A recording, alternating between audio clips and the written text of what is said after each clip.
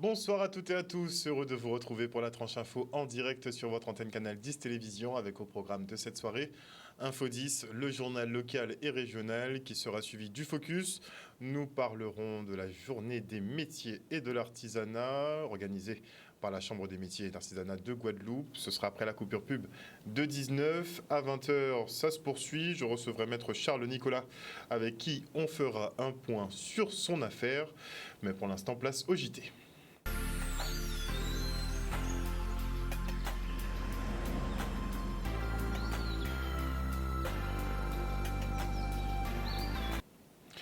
Nous sommes le mercredi 29 mars 2023 et nous partons pour la journée académique de l'innovation au lycée des droits de l'homme à Petit-Bourg. Cet événement valorise les projets créatifs et originaux des élèves comme la conférence des nations qui vise à s'ouvrir sur la Caraïbe ou encore le projet Planet Discovery qui allie anglais et sciences de la vie et de la terre.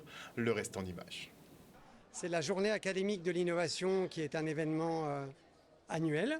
Et cette manifestation a un but qui est très clair, c'est de valoriser l'ensemble des projets innovants qui se font dans le premier degré, dans le second degré, à l'échelle de l'ensemble du territoire. Et donc on a des projets de toute la Guadeloupe, y compris des îles du Nord, qui sont présents toute la journée pour montrer ce qu'ils font avec les élèves. Ça veut dire que sur chaque stand, on a des élèves qui présentent eux-mêmes le caractère innovant du projet auquel ils participent. La journée de l'innovation qui est présentée ici au lycée Droits de l'Homme présente une opportunité pour plusieurs collèges ou associations qui veulent présenter ce qu'ils font pour la Guadeloupe et pour la jeunesse. Notre stand consiste à présenter la conférence des nations qui est une épreuve importante qu'on a en deuxième année de BTS Commerce International. Il se déroule sur une semaine et un jour. Les questions sont en 4 langues, c'est-à-dire le créole, l'anglais, l'espagnol et le français. Et il a le même principe, on va dire, qu'une Coupe du Monde où tout le monde se défend au premier round et une équipe se fait éliminer au fur et à mesure jusqu'à qu'il n'en reste plus que 3 personnes pour débattre et gagner. Notre projet il s'appelait Planet Discovery et notre stand il réunit l'SVT et l'anglais. On a la chance d'être parti à Petite Terre. On va aussi faire des activités sur la respiration. On va travailler sur le blob aussi, qui est un être vivant unicellulaire. On apprend les mots des animaux en anglais. On apprend aussi comment parler couramment. On fait beaucoup d'oral, donc ça peut remonter le niveau des 2 matières, puisque on est plus en petits groupes, donc on peut mieux apprendre. On a des trophées qui vont être distribués et qui vont permettre de récompenser 5 projets, plus un prix du public, plus un prix des élèves, car aussi c'est une nouveauté. Les élèves vont voter aujourd'hui pour nominer un prix. On peut gagner le meilleur prix de la journée de l'innovation avec la conférence des nations qui est pour moi une idée plutôt innovatrice et que je n'ai pas encore vraiment vu se répandre dans la Guadeloupe, surtout avec les 4 langues qu'on propose le jour du débat. Une journée de l'innovation lors de laquelle lycéens, professeurs et personnel administratif n'ont pas manqué de faire entendre leur mécontentement. La rectrice d'académie a été accueillie par une communauté scolaire vêtue de noir avec des masques blancs.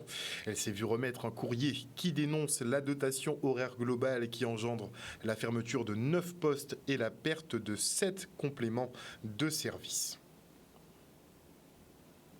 Et on enchaîne avec une journée d'insertion organisée par le Pôle emploi de Guadeloupe.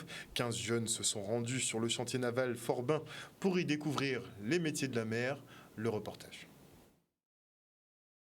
Nous avons décidé avec le Pôle emploi pour cette semaine des emplois maritimes d'inviter 15 jeunes sur les chantiers de M. Forbin pour pouvoir découvrir ces métiers de la mer, découvrir ce qui est encore possible de faire et les emmener vers des formations éventuellement ou l'envie d'aller vers les métiers de la mer. Il y a encore pas mal de débouchés, il y a des structures à mettre en place pour les jeunes.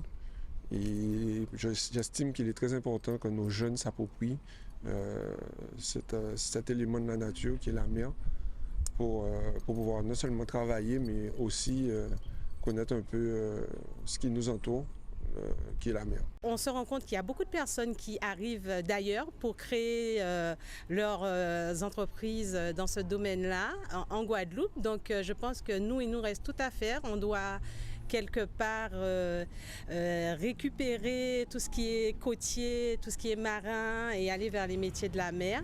En tout cas, moi, pour M. Forbin Kelly, nous avons une offre d'emploi où il recherchait 2 mécaniciens sur son chantier. Donc oui, il y a de la demande, mais voilà, il faudrait vraiment que les jeunes s'intéressent, ou les moins jeunes s'intéressent au métier de la mer. Nous, particulièrement à Méca Marine, on est sur le nautisme. Tout ce qui va être bateaux de plaisance, quelques bateaux de pêche pour certains pêcheurs. Et la résine, on a aussi une section résine, mais on est principalement basé sur tout ce qui est mécanique, électricité, équipement embarqué dans le nautisme. C'est un métier intéressant avec un large cursus, okay? Puisque bon, on n'est pas tous dedans et c'est ouvert pour nous maintenant. Donc j'espère que tous les jeunes comme moi vont s'y intéresser un peu, puisqu'il y a du boulot, il y a de l'argent à se faire. Eh bien, mes attentes, c'est la motivation des jeunes. Après, moi, ce que je sais, je me suis donné les moyens pour l'apprendre et pour le perfectionner encore, puisqu'on finit jamais d'apprendre. Et mes attentes, en fait, déjà auprès des jeunes, se motiver, parce qu'il y a un tas de choses à faire. On le verra tout à l'heure, il y a un tas de choses à faire. C'est vrai que c'est pas simple. On n'a peut-être pas toujours la lisibilité à travers certaines filières de voir ce qui est possible. Mais je vous garantis qu'il y a plein de choses à faire encore. Il y a encore plein de choses à installer en Guadeloupe au niveau du nautisme et au niveau maritime aussi. Il y a encore plein de choses à faire pour que les jeunes puissent trouver leur compte. Et à l'occasion du festival Nouveau Regard, les élèves du lycée Sonny Rupert de Sainte-Rose ont planché sur la réalisation de cartes postales vidéo en 1 minute chrono. Regardez. Nous, l'objectif, c'est de proposer aux établissements scolaires des programmes originaux qui reflètent la création caribéenne. C'est pour ça qu'on sélectionne un panel de courts-métrages qu'on leur présente pour montrer un peu la riche création et tout ce qu'il peut y avoir comme court-métrage, histoire et création en fait sur toute la Caraïbe. Les cartes postales, comment je les vois? C'est une question compliquée parce que je vois pas trop comment y répondre, mais pour moi, une carte postale, bon, c'est dépassé, je sais pas qui utilise encore les cartes postales, mais ça ajoute quand même du charme pour certaines occasions. Si on part en voyage, envoyer une petite carte postale, c'est plutôt, on va dire, pour raconter quelque chose, je dirais, une carte postale. En fait, je trouve ça très riche parce que pour la première fois donc, au Festival Nouveau Regard, on a pu diffuser des cartes postales vidéo réalisées donc, par les lycéens du lycée Sonny Rupert à Sainte-Rose. Et en fait, je trouve ça assez intéressant d'avoir leur point de vue, d'avoir un peu leur technique, la manière de raconter des histoires et de voir à quel point ils savent écrire, construire des récits et parler d'eux à la troisième personne, tout en mettant en avant des manières, des formes de réaliser, des choses vraiment intéressantes visuellement, mais aussi en termes de scénario. C'est plutôt bien passé. Franchement, j'ai aimé travailler dessus. Alors il y a eu quelques complications, surtout sur la restriction du temps. 1 minute, ça allait très vite, donc je pouvais pas mettre tout ce que je voulais en 1 minute.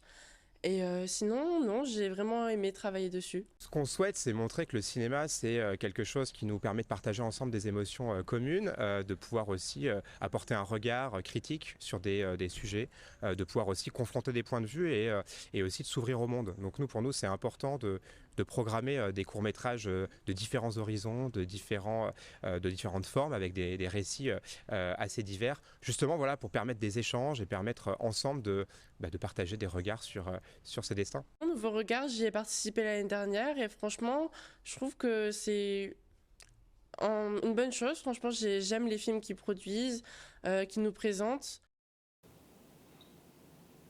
Et dans le cadre du projet REMA pour restauration et entretien des mares des Antilles, des écologues amoureux de la nature ont effectué un nettoyage de la mare à Bouet au Gosier. Les bénévoles se sont donnés pour mission d'éradiquer les Papyrus cyperus, une espèce de plante d'eau qui a littéralement envahi la zone. Le reportage. En tant qu'écologue, c'est-à-dire on s'intéresse vraiment à la fonctionnalité des écosystèmes et ça fait longtemps qu'on s'aperçoit qu'effectivement il y a des pressions multiples qui vont impacter ces zones humides et ces mares. Aujourd'hui, depuis 3-4 ans, les collectivités, les associations et les humains, les citoyens se mettent à l'action enfin pour restaurer ces types d'environnements. Cette mare, elle est envahie par du Papyrus cyperus. Et donc on veut justement redonner en fait sa mare, sa fonctionnalité, son état d'origine. Et donc on va du coup essayer d'extraire en fait cette espèce de façon manuelle, parce que ce qu'on mène dans notre projet REMA, c'est des restaurations écologiques. On affine le protocole petit à petit avec les bénévoles, donc c'est quelque chose de participatif, de fédérateur. Et donc on se rend compte que voilà, le système racinaire est assez dur, donc on met en place d'autres systèmes pour réussir à l'arracher et du coup au final libérer le plan d'eau de cette espèce. On mène des opérations coup de poing et en général le relais se fait aussi beaucoup par les communes. D'ailleurs la ville du Gosier qui a mis cette opération en action vraiment avec une énergie incroyable, c'est très motivant quand on est dans mes métiers techniques de voir qu'en fait le relais se fait auprès des collectivités en action. C'est un temps où on peut sensibiliser dans l'action les personnes, c'est-à-dire leur montrer les espèces, la richesse de la mare, etc., la fonctionnalité et aussi l'importance de les conserver. C'est toujours des moments qui sont très agréables. Les gens rigolent entre eux, ils apprennent à se connaître. En plus, il y a du lien social qui se fait. Donc c'est formidable de pouvoir mener des projets qui lient maintenant toutes ces observations scientifiques qu'on fait depuis des années à de l'action concrète. Le préfet de région Xavier Lefort, lui, continue son tour de l'île avec une halte cette fois à Trois-Rivières. L'occasion pour le maire de lui présenter les projets en cours, comme le chantier d'insertion de la villa pastorale ou les projets à venir, comme le projet Océan de la plage de Grand-Anse et la réorganisation du parking du bord de mer. Regardez. D'abord, je voudrais remercier M. Francis et puis tous les élus du conseil municipal de Trois-Rivières pour m'avoir accueilli. Alors, je suis arrivé à 1h de l'après-midi, donc on vient de passer 4 heures ensemble. Et c'est vraiment important pour moi comme préfet de pouvoir aller à la rencontre des élus, à la rencontre d'un conseil municipal pour partager les différents projets. On en a évidemment parlé, voir comment on les finance, mais au-delà de ça, c'est bien comprendre les problématiques de la commune, les projets de la commune, et puis surtout pouvoir échanger avec les élus. Voilà. Et puis évidemment, on a parlé, comme vous l'avez dit, on a parlé des différents projets. Il y en a plusieurs, ils sont importants, ils sont structurants pour la commune. Et le rôle du préfet et le rôle de l'État, c'est effectivement d'aider et d'apporter tout son soutien, notamment financier, quand il le peut, en fonction des dotations et des différents fonds qui sont à la disposition de l'État, pour justement aider la commune à concrétiser ces différents projets. Cet après-midi, nous avons reçu monsieur le préfet de région de Guadeloupe, qui est venu à Trois-Rivières avec les élus. Donc nous avons pu ensemble aborder avec lui les projets qui nous tiennent à cœur et qui sont importants pour la population. Il est vrai que nous avons lancé ce chantier d'insertion au niveau de la villa pastorale. Donc c'est un chantier d'insertion déjà qui procure une certaine satisfaction à ceux et celles qui travaillent dans le cadre de cette action. Et bien entendu, nous aurons à cœur de pouvoir, d'ici quelques mois, prendre possession de cet ouvrage qui nous permettra de disposer de salles confortables et correctes sur notre commune de Trois-Rivières. Ensuite, nous avons été bien entendu sur cette plage de Grand-Anse, plage aujourd'hui très prisée, et c'est la raison pour laquelle nous avons insisté auprès du préfet. Nous sommes en attente de la concrétisation du projet Océan. Nous avons un bel espoir. Oui, pendant que nous étions en séance de travail, nous avons encore reçu quelques confirmations quant aux travaux qui seront réalisés prochainement. Et là maintenant, nous sommes à bord de mer parce que bord de mer est un point incontournable dans la vision que nous avons du développement de Trois-Rivières, à savoir réorganiser ce parking, réorganiser la circulation en accord avec le département, mais permettre à ce que bord de mer puisse vivre, que bord de mer retrouve un peu plus de vitalité et que tout le monde soit content. Un reportage d'Olivier Félix. Le président du département, Guy Losbar, lui, s'est rendu sur la commune de Sainte-Anne, avec au cœur des réflexions la circulation routière dans la commune et la révolution de l'insertion. Le reportage. Le département, c'est la collectivité de toutes les solidarités. Solidarité humaine, nous connaissons nos compétences vis-à-vis donc, des enfants, des personnes en situation de handicap, mais solidarité territoriale et qui oblige à intervenir dans le cadre de l'aménagement. Donc sur les routes, Sainte-Anne a cette particularité d'avoir plusieurs routes départementales et de par son positionnement géographique entre Moule, les Abîmes, Gosier, Saint-François. Donc il est nécessaire qu'on puisse assurer une bonne circulation et d'où nos engagements sur les routes départementales et au-delà des routes de délestage entre deux routes départementales. Aujourd'hui, nous avons eu une belle séance de travail. Depuis un mois et demi, mes services municipaux, les services du conseil départemental ont travaillé sur 29 fiches actions pour présenter les problématiques que nous rencontrons et les accompagnements sur le territoire de la ville de Sainte-Anne. J'ai eu l'occasion de prendre un engagement fort en disant que nous allons révolutionner l'insertion. Nous avons voté le budget hier et nous avons doublé le volume pour les actions. C'est 10 millions d'euros supplémentaires qui sont consacrés.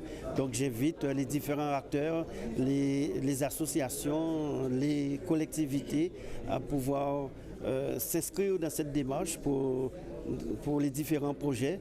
Et ce que j'ai eu l'occasion de dire aussi, il faut que nous puissions voir différemment et plus grand donc des chantiers d'insertion de la culture, au niveau de la santé, sur les différents métiers. Je le dis souvent aujourd'hui, même en termes de boulangerie, pour trouver un boulanger, c'est compliqué.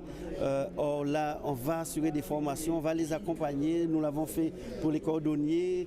Il y a d'autres métiers pour lesquels il y a des difficultés. Nous allons pouvoir intervenir et même des métiers nouveaux, nous le ferons. Donc vraiment, ce que je souhaite, c'est que les acteurs, les Guadeloupéens soient créatifs, inventifs et audacieux dans ce secteur. Voilà un ensemble de projets que le contrat pays a mis en place. Et bien entendu, tout ne se fera pas dans une seule année. C'est un contrat pluriannuel sur 3-4 ans et il y aura un comité de suivi pour régulariser et suivre ces travaux-là. Voilà un ensemble de choses que nous avons pu mettre en place et finalement pour concrétiser par la signature du président Loba et moi-même le maire que je suis. Et maintenant, je reçois Peggy Nanette, directeur de la Blue Melody School, qui était en compagnie de Laurence Roger, chanteuse du groupe Forme. Bonsoir à vous. Bonsoir.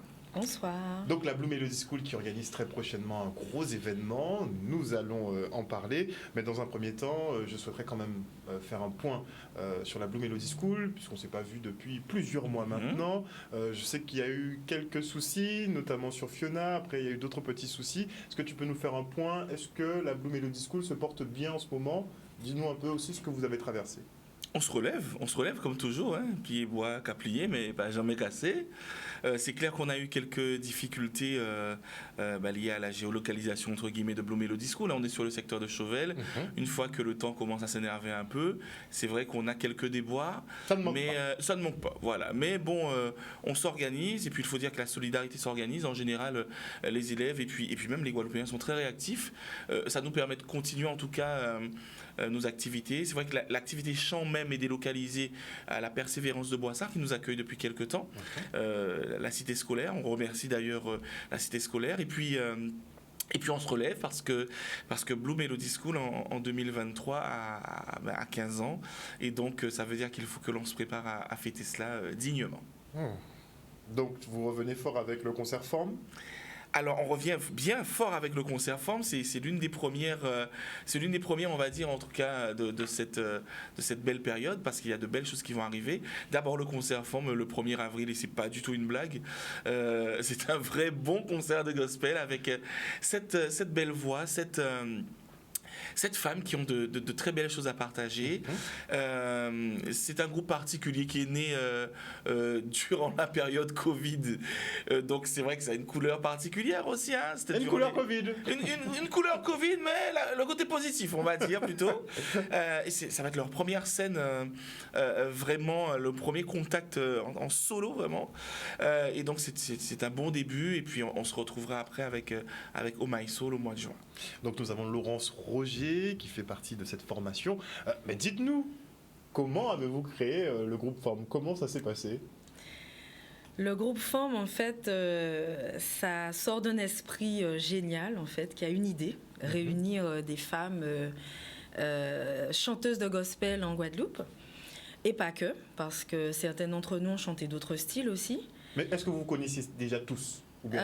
Alors, on se connaissait, on a parfois chanté dans les mêmes formations, parfois aussi participé aux mêmes concerts, mais on n'avait jamais vraiment fait une scène ensemble, quoi, en fait, hein, c'est tout. Et puis, certaines d'entre nous ont une expérience aguerrie de la scène pour avoir fait partie de pas mal de groupes aujourd'hui qui tournent bien. Et puis, pour d'autres, ben, c'était une première expérience dans cette configuration, on va dire. Voilà. Est-ce que tout le monde s'en sort bien ? Tout le monde s'en sort super bien parce que on a l'habitude, je veux dire, aussi de faire d'autres choses ensemble, hein, de se voir, de partager, de Vous défendez d'autres causes ensemble ? Oui, on défend beaucoup de causes en fait. Hein, on défend surtout. Alors, c'est vrai que c'est une couleur gospel parce qu'en fait, on partage aussi une foi, hein, pour certaines communes, hein, d'aimer Dieu, de vouloir aussi partager, de faire aussi acte, on va dire, de bonne attitude parmi les citoyens, c'est vrai. Mais on a aussi d'autres choses qu'on aime bien faire. Hein. On aime bien manger ensemble, on aime bien sortir ensemble. Et pourquoi pas aussi, on connaît nos familles. Voilà. C'est en fait un groupe familial, on va dire ça. Voilà. Voilà. Parce que vous parlez de la team Liquide Chocolat. Oui, tout à fait. Qui se bat aussi contre l'endométriose. Tout à fait. On est très, très sensible aussi aux causes, hein, qui touchent les femmes mais aussi les hommes, parce qu'en fait, lorsque votre femme est malade, l'homme aussi est touché. Donc les conjoints, et voilà, ce concert, en fait, il ne va pas être qu'autour, on va dire, de la femme pour ce qu'elle est, mais aussi on veut accueillir tout public et être sensible à cette cause. Tout à fait. Parce que c'est une cause quand même qui commence à être bien connue sur la scène, on va dire, nationale. Un gros travail. Par cette association Exactement. sur le terrain. Tout à fait. Et on veut être à leur côté. On veut, voilà, défendre cette cause, la représenter et pourquoi pas, eh bien, proposer un message d'espoir contre la douleur en particulier. Donc, mettre en avant la force des femmes. Tout à fait. Mais aussi beaucoup mettre la foi en avant, puisque c'est quand même de la musique gospel. Tout à fait. Comment on fait pour garder la foi en des temps où plus rien ne va ? Où tout fout le camp, entre guillemets. Ouais, ça serait une bonne question pour... mais c'est pour les deux. C'est ce que j'allais vous dire. Pour le bishop Peggy. Non, mais je crois que c'est justement ces temps particuliers que les événements tels que celui-ci prennent tout leur sens, en fait. Parce que c'est vrai que l'on observe deux phénomènes. Il y a énormément de choses qui se passent. On pourrait se dire, mais comment garder la foi en ce moment ? Alors que on découvre aussi en même temps que le peuple guadeloupéen a toujours été profondément religieux et spirituel. Et cette recherche de spiritualité, elle est aussi croissante. Donc je crois que ce genre d'événement permet aussi aux gens de rester connectés, savourer de la bonne musique certes, mais avoir ces messages d'espoir. Et puis le sous-titre de ce concert, c'est « Gardez ça, il fait pour moi ». C'est vrai que les filles arrivent avec une démarche de témoignage aussi, parce qu'on a tous nos challenges du quotidien. Et par le chant, elles veulent aussi dire que voilà, nous on vit ça aussi, comme vous, mais on est quand même conscient de l'action de la foi dans notre quotidien, de ce que Dieu fait pour nous au quotidien. Et je refais, si tu permets, une petite virgule par rapport à l'association Liquide Chocolat. Ça a été important aussi pour nous parce que on ne mène pas des luttes différentes. On défend des causes qui peuvent être différentes, mais quand on se met ensemble, on mène le même combat. Et c'est vrai que c'était aussi un moyen pour nous de continuer à mettre en lumière, parce qu'on est encore dans le mois de l'endométriose. Certes, ce sera le 1er avril, mais on sera un jour près, et il n'y a pas de jour précis pour pouvoir continuer à marquer l'engagement. C'est sûr. Ce sont des femmes. Elles sont elles aussi sujettes à être exposées à ce type de problématiques. Et en même temps, elles sont chanteuses de gospel, elles viennent avec une touche d'espoir. Donc, matcher les deux, c'est quelque chose d'important. Et puis surtout, on rappelle aux gens qui nous regardent qu'un euro par billet vendu sera reversé à l'association Liquide Chocolat. C'est peut-être modeste, mais c'est symboliquement un geste qui invite le public à dire, voilà, nous on a cette notion de l'engagement, et pourquoi pas vous ? Alors comment se présente le show? Super bien. On aura 2 heures, 3 heures, comment ça va se passer? Ben ouais, 1h40 à peu près. Moi, je dis ça pour plaisanter, mais presque 2 heures de show. Ouais, bien 1h40 de show, ouais, entre 1h30 et 1h40, des témoignages. Donc ce sera entremêlé entre musique et témoignage. Voilà, musique. Alors les témoignages, les gens sont là aussi pour nous entendre chanter, ça c'est sûr, mais on voudra aussi une bonne communication avec le public, une communion avec le public. Donc on les invitera à nous rejoindre, en tout cas dans l'esprit justement de communiquer, de partager des choses, surtout des émotions. Franchement, venez avec vos émotions, on en aura besoin. On pourra se lâcher ? On pourra totalement se lâcher. Il y aura de la place même pour courir. C'est un concert de gospel. Le concert de gospel, c'est super vivant. Hein. C'est l'amour, la foi, le partage, la famille, la sincérité, l'authenticité. Nous on dit souvent... C'est un peu des trucs qui disparaissent, non ? Oui, un peu des trucs qui disparaissent, mais en fait ce genre d'événement montre que justement l'espoir n'est pas perdu. Et puis on le dit souvent, bon alors comme tout le monde on a la communication, on est en concert, etc. Mais les gens savent très bien, comme à chaque concert que l'on fait, que ce soit avec Forme Radicale Gospel Singers ou Blue Melody School, les gens sont souvent invités à un vrai moment de partage. Ils viennent à un moment où ils peuvent être eux-mêmes. Et oui, on vient regarder, mais on vient vivre. La gospel music, c'est quelque chose qui se vit.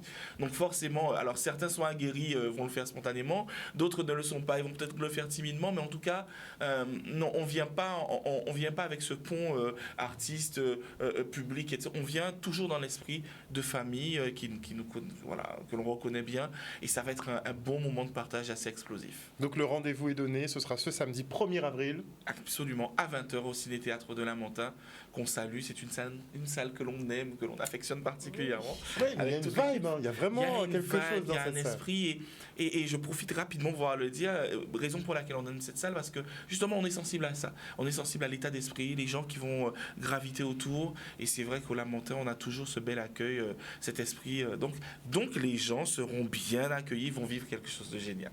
Merci beaucoup à vous deux. Merci à Canal 10. Merci à Canal 10. Et c'est pas des jeux. Canal 10 nous suit depuis. On va en parler l'anniversaire. On est là. Mais ça fait 15 ans de Blue Melody School, mais un peu plus de 15 ans que Canal 10 nous suit, nous soutient, nous accompagne. Donc merci à toute l'équipe. Vraiment, c'est sincère. Comme je dis, il n'y a pas de quoi.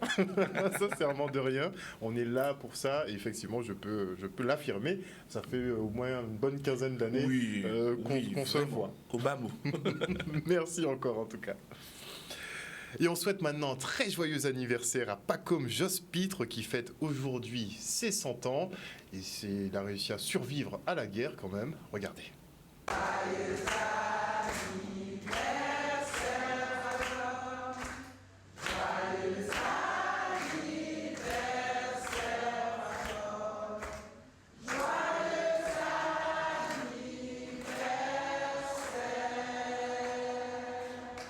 Ça fait moi un grand plaisir, un grand honneur. Et la population de Trois-Rivières, enfin, bien content, le maire ou la municipalité venir ici pour fêter cette fête de 30 ans que j'ai. Ça fait vraiment plaisir pour lui parce qu'il a passé beaucoup d'étapes dans sa vie. Il a mené des combats et pour voir qu'il arrive à 100 ans aujourd'hui, c'est vraiment une fierté. Et puis, franchement, je ne peux qu'être fière de mon papy. Vous avez compris que c'est plus qu'un honneur, c'est un devoir de mémoire. Et un devoir d'ancrer, si vous voulez, dans la mémoire d'aujourd'hui, des pages d'histoire comme M. Jospitre, Pacôme, a donné à la Guadeloupe. Jeune, il est parti, comme vous le savez, en dissidence, répondre à l'appel du général de Gaulle. Hein, et le voilà, 78 ans après son retour, à célébrer son 100e anniversaire. C'est vrai que c'était important pour nous, conseil départemental, d'être présent, mais aussi pour moi, conseil départemental, particulièrement ému, puisque M. Jospitre, c'est quelqu'un que moi j'ai vu depuis tout jeune, parce qu'il habite le quartier où j'ai grandi, chemin de Grand-Anse. Donc je suis doublement heureux aujourd'hui, à la fois en tant que représentant du conseil départemental, puisqu'on sait que c'est une collectivité qui accompagne, qui a des politiques publiques fortes en matière d'accompagnement pour les personnes âgées, mais également à titre personnel en tant qu'enfant du quartier de Chemin-Grand-Anse. Quand on ouvre un livre d'histoire, on regarde les images, on regarde les commentaires, mais aujourd'hui, quand le livre d'histoire s'ouvre à vous, c'est-à-dire qu'il est vraiment présent, qu'on entend véritablement la personne concernée parler de ce temps avec ses émotions, on se dit vraiment, c'est comme si on y était. Donc c'est une joie immense que nous avons aujourd'hui à Trois-Rivières de savoir que ce dissident présent vivant est là, et c'est la raison pour laquelle nous nous sommes engagés avec les anciens combattants de créer ce mémorial de la dissidence qui sera implanté dans le quartier de bord de mer à Trois-Rivières, lieu où les Guadeloupéens sont partis en dissidence, sont partis sur l'île de la Dominique à l'appel du général de Gaulle. Donc voilà ce pan de l'histoire, un pan vivant qui continue encore aujourd'hui de pouvoir marquer notre histoire à Trois-Rivières. Et notez en bref que le président de région, Harry Chalus, est convoqué devant le tribunal correctionnel ce vendredi 30 mars. Il est soupçonné d'avoir dépassé le plafond de la campagne des élections régionales en 2015. Il a littéralement doublé finalement le budget. Et de plus, des factures auraient été payées par l'Alliance bémaosienne, dont l'objet n'est pas le financement de campagne électorale. À ses côtés, il y aura 4 autres personnes qui comparaîtront donc en citation directe.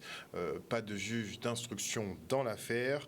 Harry Chalus, en tout cas, en cours, 3 ans de prison, 45 000 € d'amende et 10 ans d'inéligibilité. Et voilà, chers téléspectateurs, nous sommes arrivés au terme de ce journal. Merci pour votre fidélité à ce programme. N'oubliez pas que sur Canal 10, vous faites l'information que nous diffusons. Le JT revient demain à 18h30. Une bonne soirée à vous. Bisous tout le monde.